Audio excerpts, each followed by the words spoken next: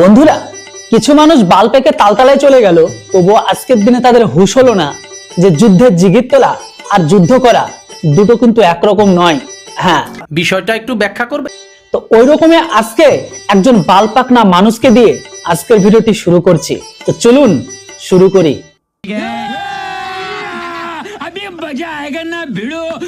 আপনার সীমান্ত হলো তার কাটা বেড়া। আমরা বাঙালি এক জাতির যাই, এক জাতির দেশ। চিরকাল ছিঁড়ে খাবে বেড়ার বাল। ওই তার কাটা বেচে কট কেটে বেচে কট করে খেয়ে আপনার মিশে যাবো আপনার বাঙালির সাথে। আহো ভাতিজা, ও সরি, আহো চাচা, তোমাদেরই অপেক্ষায় আছি। কেন? যে ভারতের বর্ডারে লাগানো তারকাটাকে কেটে বিক্রি করে কটকটি খাবে। চাচা, আর কদিন পর তো মাটির কবরের তলায় লুকোতে যাচ্ছ, এখনো পর্যন্ত মনে হয় দেমাকে কিছু আসলো না। কথাটা ঠিকই বলেছেন।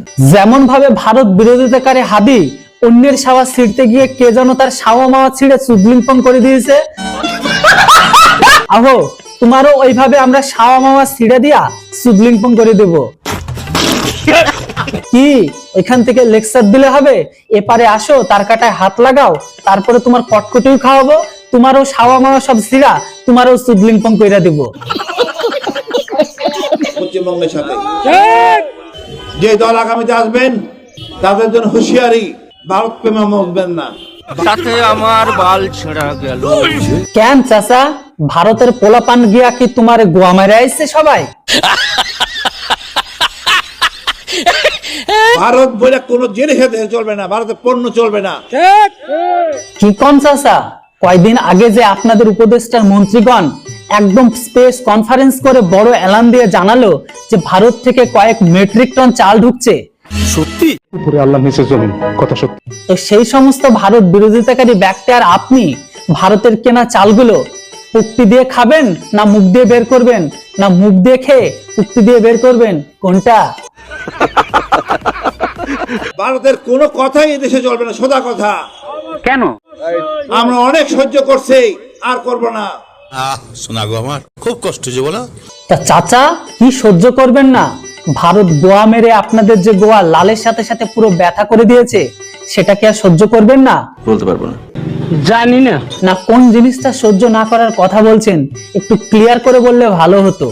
স্বাধীন হওয়ার পর থেকে হিল ট্যাক্সে আপনি উত্তপ্ত করে ফেলছেন, আর আমরা ছাড় দিব না।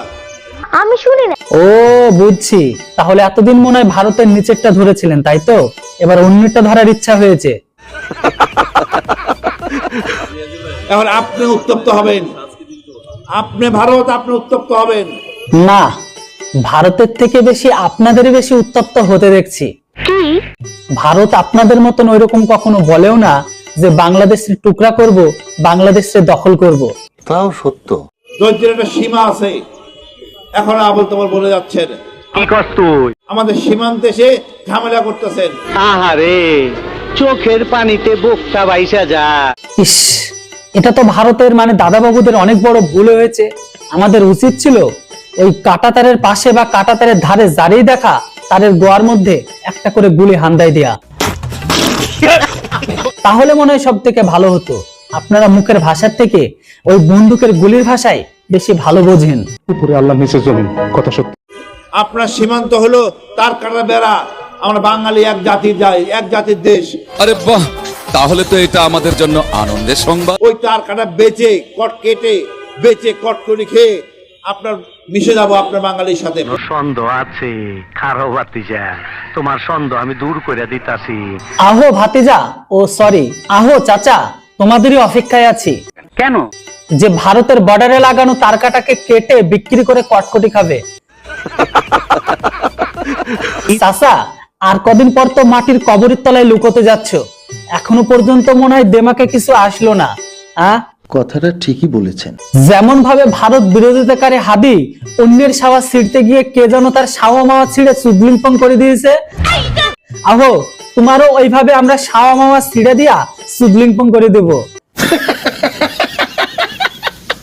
কি ওইখান থেকে লেকচার দিলে হবে?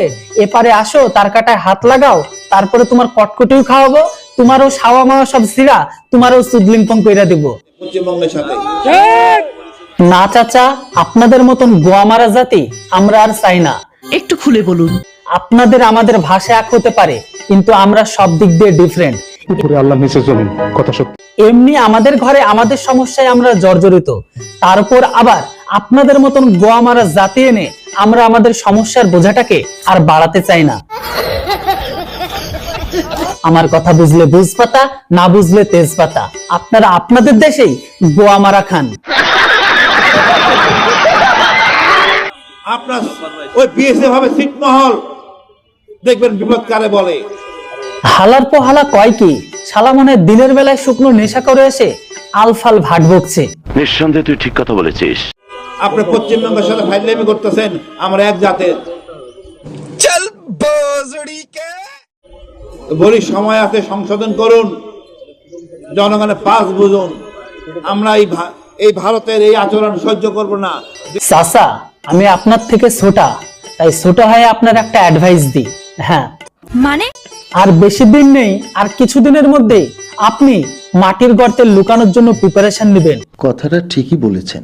তাই সময় থাকতে থাকতে ভালো হয়ে যান, কেননা ভালো হতে কোনো পয়সা লাগে না। আর যদি আপনি না শুধরান, আমাদের যদি শুধরাতে হয়, তাহলে আপনার মাটির কবরে গিয়েও আপনারে ঘুমাইবে না। হ্যাঁ, দিল্লির আচরণ সহ্য করব না।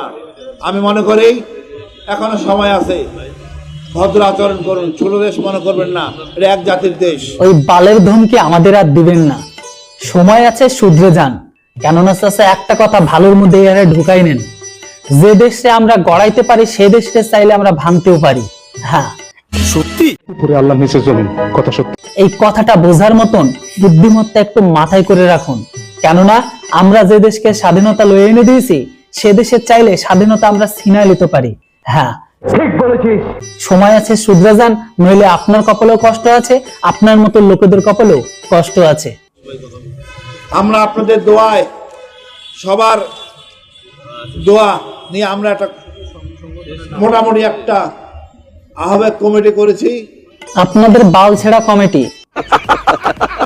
শুধুমাত্র ঘরের ভেতরে তারিকুর রহমান আশাতে আপনাদের 8টা আলাদা আলাদা দলকে যারা এক জায়গায় হতে হয়, আপনারা আবার কি বালের কমিটি করবেন?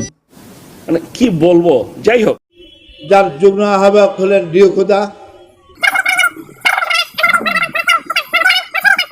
তো চাচা, ভারতের বেড়ার তারকাটা উঠাই দিয়া বিক্রি করে কটকটি খাইতে কবে আইছেন একটু জানাই দিয়েন। মানে হ্যাঁ, আর সাথে সাথে লুঙ্গির গিটটা একটু ভালো করে বাইন্ধা আইন। কেন? কেননা লুঙ্গির গিট খুলে গেলে আপনাদের নিচের লুঙ্গি মিসাইল আর মিসাইলের যে দুটো বুস্টার আছে সবগুলো কিন্তু ফাঁস হয়ে যাবে।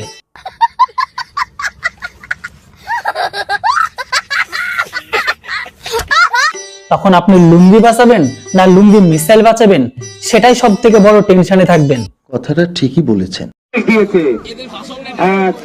তোমাদেরকে খানা রাখি নিয়ে গেছিল, তোমাদেরকে উদ্ধার করলো।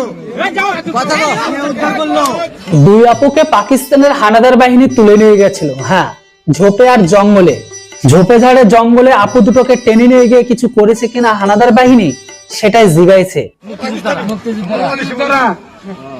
হামলা করছিল কে? পাকিস্তানের হানাদার বাহিনী।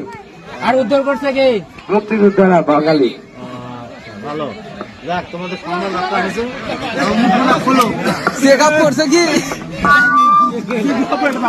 যাই হোক, আপু দুটোর মান সম্মান বাঁচানো গেছে, সবাই বলুন আলহামদুলিল্লাহ।